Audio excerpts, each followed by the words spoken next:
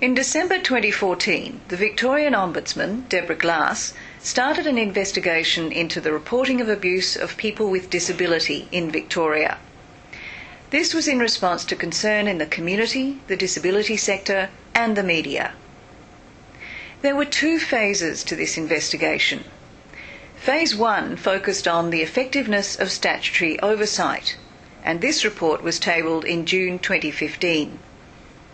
The Phase 2 report looked in more depth at the process for reporting and investigating abuse, drawing on people's experiences. This report was tabled on the 9th of December 2015. We were interested in a number of agencies throughout this investigation, including the Department of Health and Human Services, the Disability Services Commissioner, the Office of the Public Advocate and Community Visitors, authorised officers, and the Transport Accident Commission and WorkSafe. Some agencies and services were outside our scope, including agencies responsible for managing children with disability under the Child Protection Program, Victorian education facilities, service providers working under the Mental Health Act, and the Home and Community Care Program. Because the Ombudsman doesn't have jurisdiction over Victoria Police, the investigation did not look at how Victoria Police deals with reports of abuse of people with disability. This second phase of the investigation found a number of serious issues in incident reporting. Firstly, the department's system for reporting and investigating incidents is not person-centred. It's more focused on procedures and risk management than on ensuring well-being. The system is also not fit for purpose. It doesn't meet its stated objectives to learn from incidents and prevent them from happening again. Feedback to service providers was described as non-existent or sporadic, and the incident reporting process doesn't ensure client safety and well-being. The system is based on an archaic, paper-based tick box approach that provides no space for the perspective of the person with disability, does not consistently escalate issues to other people and agencies appropriately, including the police, limits the capacity of managers to ensure the well-being of clients, and relies on fax machines, an outmoded and inefficient means of communication. The Ombudsman said that this reveals a way of thinking about people and disability that's at odds with the equal application of human rights, which would demand that the system support the people and not the other way round. Our investigation found a culture of fear in the disability sector, which also contributes to significant underreporting. People with disability are afraid to report abuse or neglect for fear of losing a service or facing retribution, and workers feel intimidation from peers and managers.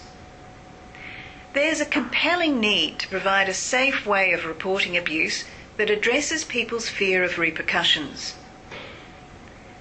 The protected disclosure legislation is intended to protect whistleblowers. However, its protections don't extend to all workers in the sector. Extending these protections to all aspects of the system should be considered. There is evidence of work being done to develop a positive reporting culture in which those working in the system respect the human rights of people with disability to have a voice and be free from abuse. The fragmented nature of the system, however, makes it difficult to assess and monitor the effectiveness of these steps. The difference between an investigation and a review is not clear. This is not surprising given the department has no documented investigation framework. We learned that some divisions within the department patch the system with their own notes and practices. And there are confusions, inconsistencies and workarounds at a number of points in the process. There are also a number of gaps in the system, including the reporting of neglect. In the incident reports that we examined, instances of neglect were rarely captured in the most serious incidents category. The oversight of people with disability living in supported residential services is inadequate, and the number of incidents recorded in the TAC's alleged abuse register that were not the subject of incident reports. The evidence in this investigation confirmed the findings of Phase 1, that there is a critical role for advocates to assist people with disability. However, since 2003, state funding for individual advocacy has only risen in line with the Consumer Price Index, despite the number of people with disability increasing by 41,000 between 2003 and 2012. As we recommended in Phase 1, there's a pressing need for a comprehensive assessment of the need for advocacy services in Victoria to better support people with disability. The capacity of clients to communicate their experience and needs is central, especially in instances of abuse. Some people with disability need support to communicate their experiences and feelings, but in the incident reports we analysed, there were many instances where there appeared to be a need for support but no indication that it was provided. We also heard of instances where there's a lack of communication about an incident with other key people in the client's life, particularly family. Phase 1 of this investigation put forward two overarching recommendations: the need for a single independent oversight body and advocacy to support decision-making by people with disability. This need for advocacy was reiterated in the Phase 2 report, where it was clear that assistance to people with disability and their families to report abuse was often vital and not always provided. A single independent oversight body could also play a part in addressing one of the shortcomings identified in Phase 2, that many people within the system are afraid to report abuse. In the second phase, the Ombudsman also recommends that the Victorian Government 1.